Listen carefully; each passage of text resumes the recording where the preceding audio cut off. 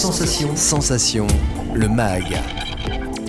Bonjour à tous, bienvenue sur Sensation en association avec TV78. Je suis aujourd'hui avec Joséphine Coleman-Berger, vice-présidente de Saint-Quentin en Yvelines, déléguée à l'environnement et à la transition écologique, vice-présidente du conseil départemental des Yvelines et maire de Plaisir. Bonjour. Bonjour. Alors si vous êtes invité aujourd'hui, c'est pour parler de votre rôle au sein de la communauté d'agglomération de Saint-Quentin en Yvelines. Vous êtes donc déléguée à l'environnement et à la transition écologique. Ce sont des thématiques qui deviennent essentielles aujourd'hui, notamment depuis le dernier rapport du GIEC. Quelles sont les ambitions de Saint-Quentin en Yvelines en termes de préservation de l'environnement? Alors, ce que je voudrais vous dire déjà en préambule, mais ça va tout à fait avec votre question, c'est qu'au niveau de Saint-Quentin, aujourd'hui, la transition écologique est quelque chose de fondamental. C'est plus du tout, je dirais, quelque chose qu'on évoque comme ça entre deux portes. C'est un vrai sujet, je dirais, qui touche à la fois l'habitat, qui touche à la fois la circulation, qui touche bien sûr l'environnement, notre environnement naturel, mais pas uniquement ça.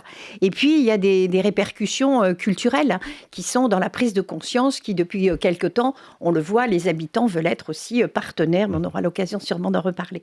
Il y a urgence surtout, juste avant de vous parler des projets, il y a urgence parce que j'ai assisté à une réunion de l'ADEME, et je vais vous en parler 2 secondes, qu'ils ont fait un espèce de scénario un petit peu, je dirais, de qu'est-ce qui pourrait se passer dans les années 2050 s'il y avait 15 jours de canicule.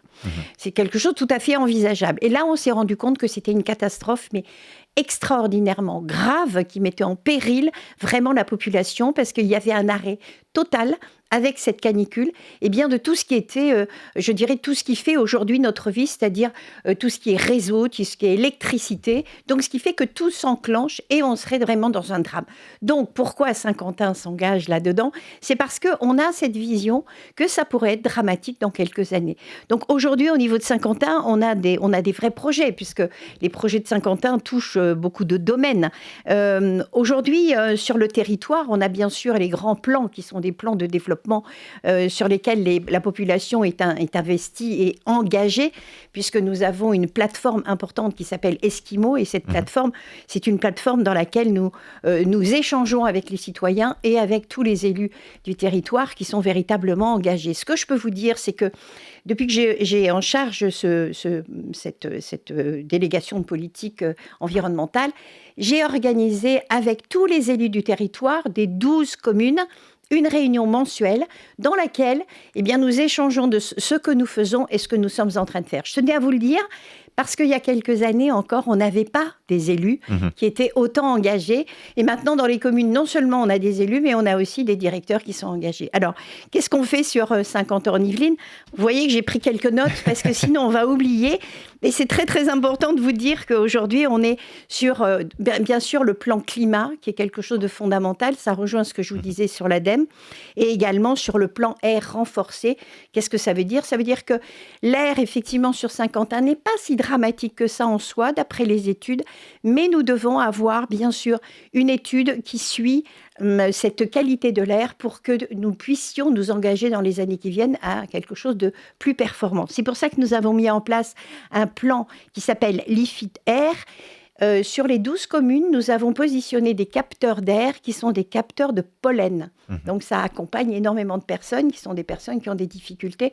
Vous savez, on a de plus en plus de gens qui éternuent, qui ont les yeux qui coulent.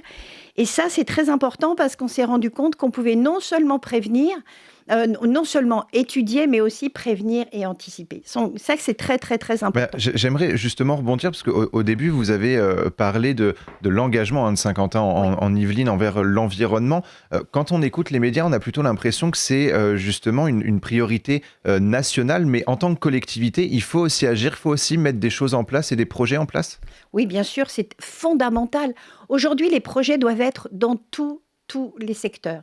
Par exemple, au niveau de l'habitat, aujourd'hui, on travaille, et je travaille aussi avec mes collègues, au niveau de l'habitat, aujourd'hui, nous devons accompagner tous les habitants qui aujourd'hui ont des problématiques au niveau de leur habitat par rapport, effectivement, vous voyez bien l'augmentation aujourd'hui de tout ce qui est des fluides, du gaz, etc. On doit les accompagner. On a l'ALEC qui nous accompagne particulièrement, qui est une association importante qui travaille avec les habitants pour suivre ça.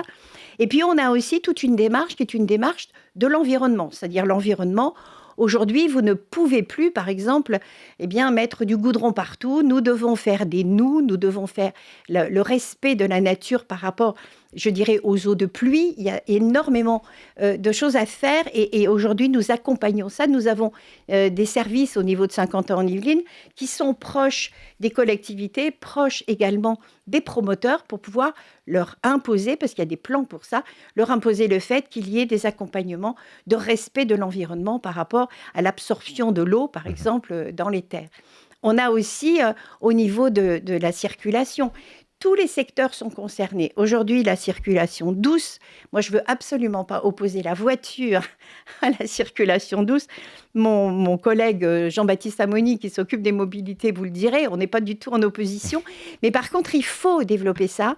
On est dans cette obligation aujourd'hui de regarder comment, effectivement, au niveau des gaz, au niveau de l'air, je vous en parlais tout à l'heure, nous devons aussi faire que nous ayons un petit peu moins de voitures peut-être, et on travaille sur le covoiturage. C'est aussi un grand projet aujourd'hui en cours au niveau de Saint-Quentin en Yvelines. Alors Saint-Quentin en Yvelines justement est souvent perçu comme une terre d'innovation. Est-ce que justement à travers le plan climat air énergie territorial et notamment l'expérimentation du service d'information pollinique local, est-ce que vous voulez encore pérenniser justement cette idée que Saint-Quentin en Yvelines est une terre d'innovation? Ah mais oui, Saint-Quentin en Yvelines est une terre d'innovation déjà parce qu'on est en pointe, je dirais, de tout ce qui est les innovations qui se font aujourd'hui au niveau, que ce soit agricole, que ce soit naturel, que ce soit de l'habitat.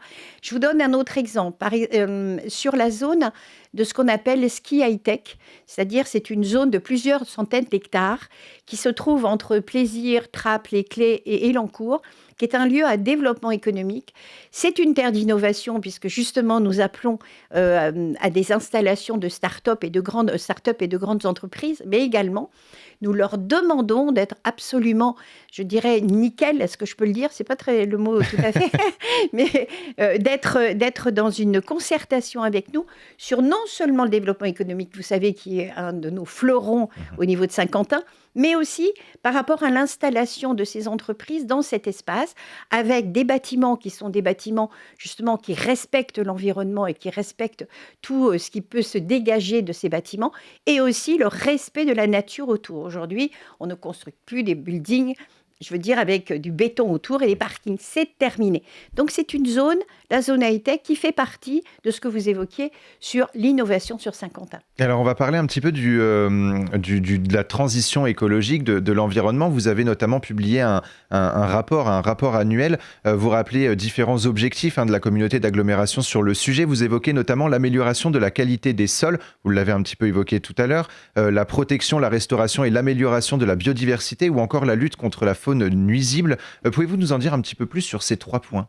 Alors, la faune nuisible, vous nous parlez, moi je parle surtout des faunes qui sont indispensables aujourd'hui au développement de la nature. Aujourd'hui, vous savez que depuis pas mal d'années, on a supprimé tout ce qui était les nitrates, tout ce qui était les produits que nous mettions sur les sols, parce que tout le monde voulait des tontes parfaites un peu partout. Aujourd'hui, on a plusieurs enjeux. On a des enjeux de respect de la nature, avec bien sûr la biodiversité pour que la faune et la flore puissent émerger. C'est pas facile à faire comprendre à la population, parce qu'aujourd'hui, vous savez, les fauches tardives que l'on essaie d'instaurer dans les collectivités sont mal interprétées par la population, même si on met des panneaux pour dire attention, il risque, on va avoir des herbes hautes. Ce n'est pas que c'est abandonné, mais c'est pour respecter les papillons, les chauves-souris, etc. Et donc, tout ça, c'est aussi quelque chose qui est compliqué à faire comprendre, parce qu'on a l'habitude d'avoir, je dirais, des villes léchées et tout ça. Donc, au niveau des animaux, au niveau de la faune et de la flore, on est aujourd'hui, je dirais, dans quelque chose qui est fondamental, puisque on veut que Saint-Quentin soit bien sûr cette terre d'innovation dont vous parliez, mais et soit surtout un lieu absolument reconnu comme étant un jardin. C'est un mot un petit peu comme ça, qui fait un peu papillon, mais c'est vrai que nous avons la chance d'avoir dans nos collectivités énormément d'espaces verts, puisque la majorité des villes, à 50%, c'est des espaces verts, voire plus. Donc on voudrait, dans les années qui viennent, que Saint-Quentin ait cette image de terre, bien sûr, d'emploi, de devenir et d'innovation, mais aussi au niveau de la nature. Donc tout ça pour vous dire que, je veux vous rappeler quelques chiffres. on a quand même 70 hectares qui sont gérés par Saint-Quentin et on a 100 000 arbres qui vont être aussi, puisqu'on est dans la charte de l'arbre, je vous parlais aussi de ça au niveau de la flore. On va encore planter des arbres. On est dans des apports au niveau aujourd'hui de tout ça, avec un engagement de presque 150 € par habitant au niveau de tout ce qui est environnemental. Donc, ce que je voudrais vous dire, en gros, c'est qu'il nous faudrait 2 heures pour vous expliquer tout ce qu'on est en train de faire, parce que même les trames, par exemple, vertes et bleues, aujourd'hui, on a fait tout un travail à ce niveau-là, c'est-à-dire qu'on a la carte de Saint-Quentin, bien sûr, on n'a pas de frontières autour, on n'a pas la muraille de Chine, hein. Tout est en porosité avec les territoires adjacents, mais il est clair qu'à l'intérieur, vous avez des trames bleues et des trames vertes que non seulement nous devons conserver, mais nous devons encore les améliorer, parce que des fois, il y a des cassures. On pourra en parler dans une autre émission, parce que le sujet est très très vaste. Merci beaucoup, Joséphine Coleman-Berger, d'avoir été avec nous sur Sensation. Pour plus d'informations, on peut se rendre sur le site saint-quentin-en-yvelines.fr. Et pour revoir ou réécouter cette émission, rendez-vous sur notre site et application Radio Sensation.